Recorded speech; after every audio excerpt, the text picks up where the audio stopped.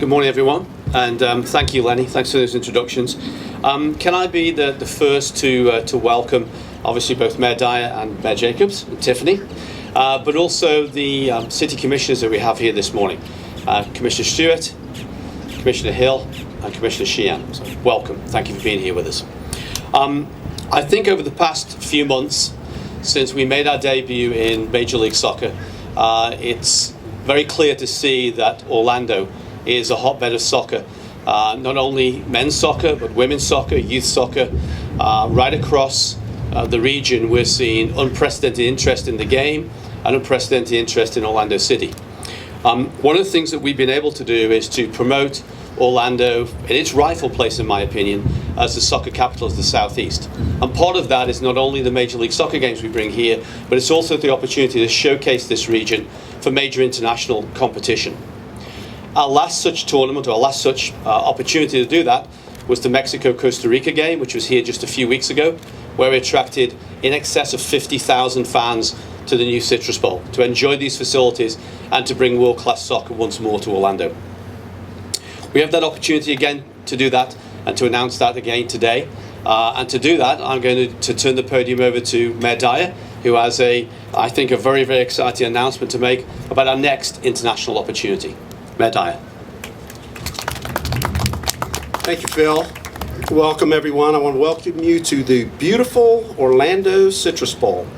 And when we reconstructed the Orlando Citrus Bowl, it was so we could add additional events, as Phil has described, that would draw people from across the region, across the state, across the country, and even from around the world.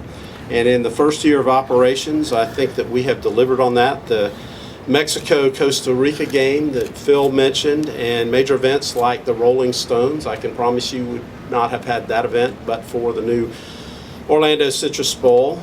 And this morning, we are proud to officially announce yet another major event that will draw fans from across the globe. We will host the FIFA Women's World Cup champion United States national team in their victory tour. Woo! And they will face their longtime rivals, Brazil, here at the Orlando Citrus Bowl on October 25th at 3 p.m. And what's significant about that, in addition to the rivalry between the United States and Brazil in women's soccer, is that Brazilians now account for Orlando's largest number of overseas visitors. So I suspect we'll see some yellow and blue in the stadium in addition to the red, white, and blue. Tickets go on sale August the 21st at 10 a.m. and the game will further showcase the passion that Orlando has for soccer, and as Phil said, will contribute to our new moniker as the soccer capital of the, let's do South rather than Southeast. Yeah. Okay, soccer capital of the South and soon to be soccer capital of the United States. I would like to call on Orange County Mayor Teresa Jacobs. Thank you, Mayor. Thank you, Phil. And Mayor, thank you for clarifying that. We need to definitely think big. Yes. It will not be long before we are the soccer capital of the nation, that I'm convinced. You know, but for a long time, we have been away from home for the U.S. women's national team. And we are so excited to be able to welcome them back. In fact, for the 1995 and the 1999 World Cup, the U.S. World's national team practiced very close to here, very nearby, and they also held all their practices before the 1996 Olympics, very close to here. So we are thrilled to have these remarkable athletes here with us over the years, and especially excited to have them back again. In fact, these two teams, were here in 2013, and they drew the largest crowd in the nation to the Citrus Bowl for that game. And I got to tell you, though, that number was 20,000. And I'm thinking, Tiffany, what do you think? 20,000. I think we can do a lot better than 20,000. I expect that we are going to surpass 20,000 by at least 2 times, maybe 3 times. Phil, can we do it? At least 2 times. At least 2 times. At least 2 times. So, absolutely. So we're calling on everybody. Come on out and enjoy an incredible event. We know that we have the best fans in the world right here in Central Florida, and when we bring these teams together, we are going to rock the house. I cannot wait to see it. We know that we love soccer. We know that you love soccer, and now I am so pleased and honored to be able to introduce Coach Tiffany, who's going to tell us a little bit more about how our team's going to do. Tiffany? Thank you, Mayor Jacobs. Thank you, everybody, for being here. I am so thrilled to have the World Cup champions here on their victory tour. The fact that we get to host them here in Orlando, for me personally, it's really special to have girls that share that World Cup victory. And so being able to see them up close and personal is going to be really cool. As a former player of the 99 team, it's exciting to see them stop. I mean, Orlando is a major market for soccer, as we all know. So just like Mayor Jacobs was saying, like, we need to fill these stands for this game, and I know I will. And I will bring my UCF women's soccer team because we're actually going to be here in town. I was a little bit worried that we might be out of town, but we're going to be here. So I will have to bring my the UCF women's team here, and we will help fill the stands and get the word out. I'm also happy to see the partnership between Orlando City, the city, and the county to make sure that this becomes a reality for just our city and the fans. I have 2 younger daughters. To have my little daughters come out and be inspired by these World Cup champions is going to be great. So not only my daughters will be inspired, but I think the rest of our city will be inspired by coming here and watching these women compete. And then lastly, Brazil. I mean, what a great team to bring to Orlando. Obviously, we all know with the strong population of Brazilians to get Brazilians in the crowd as well, but it's always a great match between Brazil and the U.S. And so I know there'll be a lot of passion in the game, great football being played. I know the Americans love playing Brazil. It's just always going to be a great match. So really excited to have 2 successful teams out there. And overall, it's going to be a great weekend for women's soccer. We actually play USF on the 23rd, and then this match will be on the 25th. So the way that I see it is an amazing weekend for women's soccer, all in the city of Orlando, in this beautiful city. So thank you for being out here and supporting our women's national team. It's going to be fun week. Thank you, Tiffany. Can I just say one final thing in closing before we hand it back to Lenny for the questions? And that's to thank both the county and the city and the Sports Commission and Orlando Venues, because without the collaboration of all 4 entities, we would not be bringing such a prestigious game to Orlando. So thanks again, City of Orlando, Orange County, the Central Florida Sports Commission, and Orlando Venues for working with Orlando City to make this happen.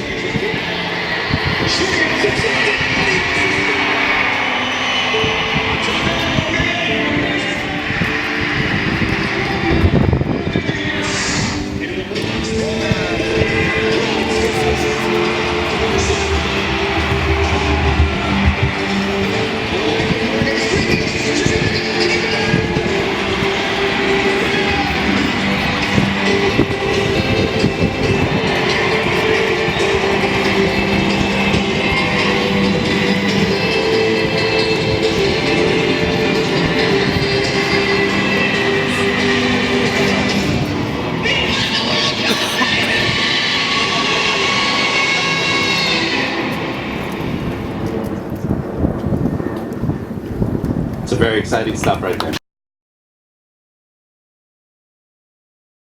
Here we do have a couple of wireless mics for the audience as well. We'll open up for some questions. Start right here in the middle. Phil, there's been some speculation about Orlando's interest in bringing a women's professional team here. How much is this a gauge of the interest in the market, and how advanced is Orlando City in researching or discussing with NWSL bringing a team here to Orlando? I think if we look at the marketplace of soccer, Orlando, as we said in the introductions, has proven itself to be an incredibly positive marketplace for the sport, and that's all types of the sport, Paul.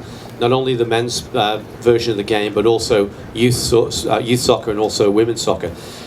We've made no secret of the fact that we would like to bring a women's professional team here We continue to have dialogue with NWSL. We've not taken that to a point where we can make any announcements on it, but we certainly declared our interest. It's something we'd be very, very interested in. We've taken on a lot, as you know, in the last few years, and implementing a new Major League Soccer team, starting construction on a new stadium, and everything else that we've done. We've kind of taken a breath during the course of this middle of the summer to reassess, and our commitment to doing that remains as strong as ever. That it's something we expect to do in the near future. Another question, please.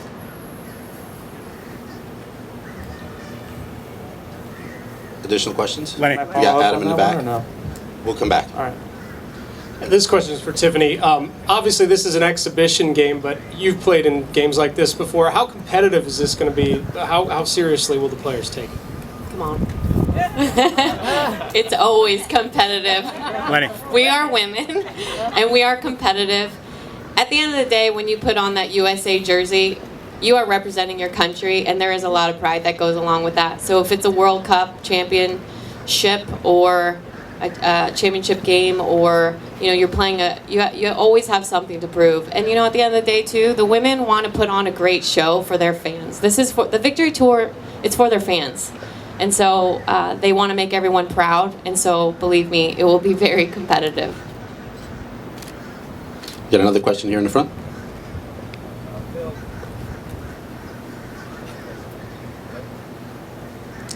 Go ahead.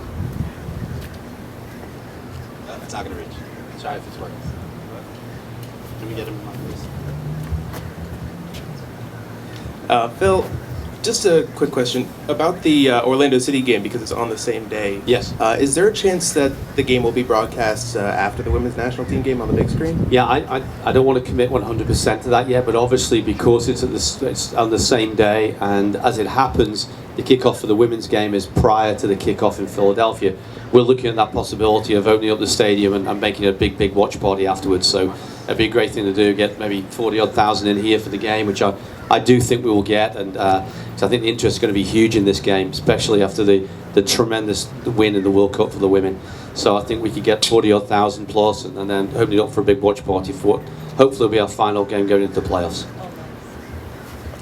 We'll go right next to him, and then we'll come back to you. This question's for Mayor Buddy Dyer.